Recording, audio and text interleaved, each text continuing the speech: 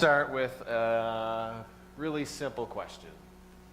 Do home care clients use paramedic services? Show of hands who says yes. Right. Now, the question is, how often or when? There's some work to be done there, and that's what I'm going to talk to you about. So there's my contact information and my Twitter feed, and I put a cute cat on because looking at cute animals is supposed to increase focus and productivity, and we're getting later in the afternoon, so I'll try and make this a bit interactive and interesting for you as best I can.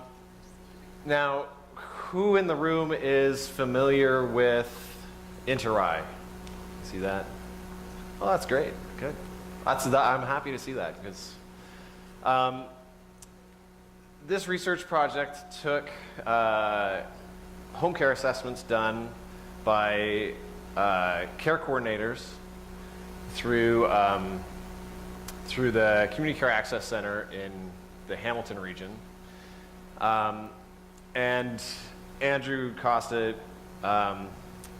through his research, developed and validated a tool called Divert, which was an algorithm that looked at characteristics of these patients and whether they were likely to return to the emergency department. And when I first met Andrew, I said, well, how did they get there? And so this is the Divert tool. It's really dominated sort of the high risk, have previous use, cardiorespiratory symptoms. There's a few other things in there around mood and UTIs, but gives 6 different levels of the risk for home care clients and whether they end up going repeatedly to the emergency department.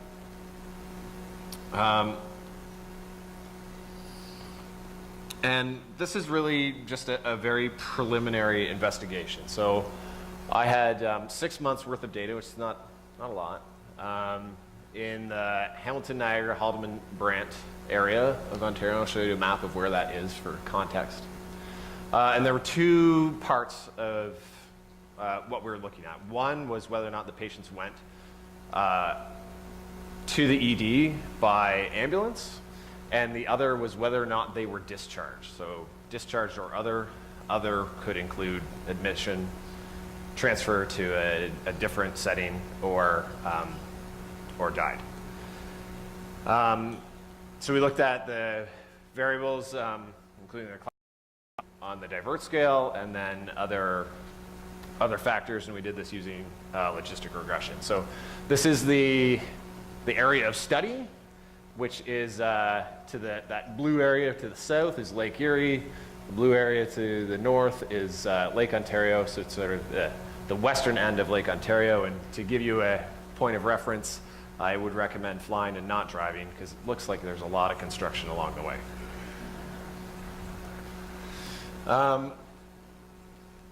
So, all right, let's answer the question. So, do they go by ambulance? Well, good for me that I'm just starting my PhD studies. I got some more work to do. The Divert scale, not too predictive of whether or not they go by ambulance. Again, this is preliminary investigation, and when I look at more data, maybe that will change, but the things that were statistically significant were their age, gender, whether they're living with a caregiver, whether they're in a rural setting or not. And an interesting one was an interaction term between gender and caregiver. And so what that means is that, if they're female, they're 36% more likely to go by ambulance. If they're living with a caregiver, they're 25% more likely. But if they're female and living with a caregiver, that's decreased. So that means that we're talking about males who live with a caregiver and females who don't live with a caregiver.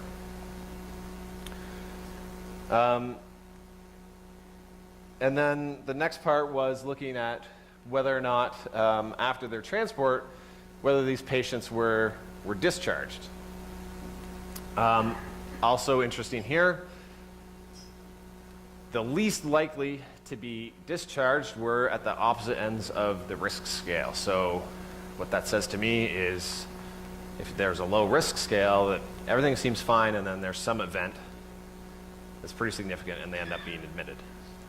Or the level 6, they're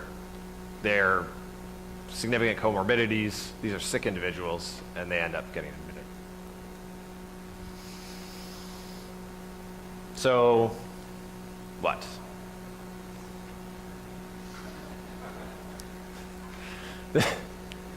I'm not telling you anything you didn't know, really, right? So the theme at the Paramedic Chiefs Conference this week was bridging gaps, and that is a picture of from outside my Airbnb that I'm staying in. And so we got some more work to do on the bridge. I can't tell, actually, if it's being built or taken down. Anyway, that's a different discussion. And so I'm going to talk to you a little bit about where we're going from here after so we've got the data around home care clients. The inter-eye home care assessment is a very robust data set that gives a really great understanding of the patient's baseline. And what I'm doing in my research is called the CARPE study. So Jonathan, thanks for the movie references this morning. I thought I'd throw one into of some 90s movie, Dead Poet Society. So from the Latin carpe to seize to pluck. So we got big data, and we've heard a bit about that today. So let's pick out the risk factors associated with these patients. And I have to be honest with you. Ron Myers was talking about the CSA group, and I'm very pleased to be part of the technical committee because standards excites me.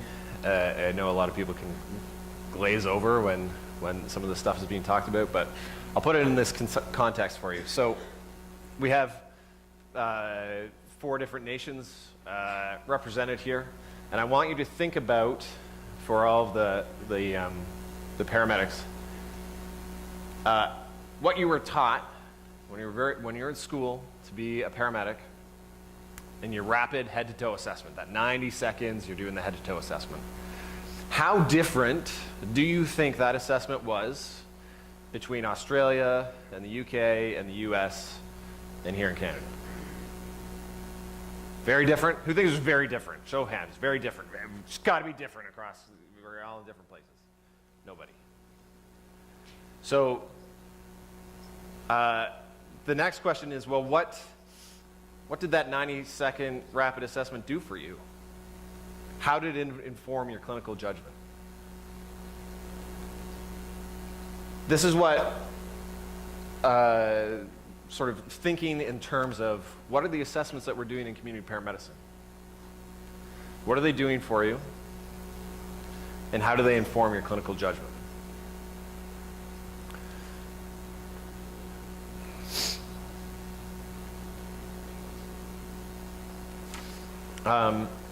So that's in brief the question around home care clients, and I'm also I'm really pleased to see the show of hands around the inter-eye tools, and I'd be really happy to discuss it more with you.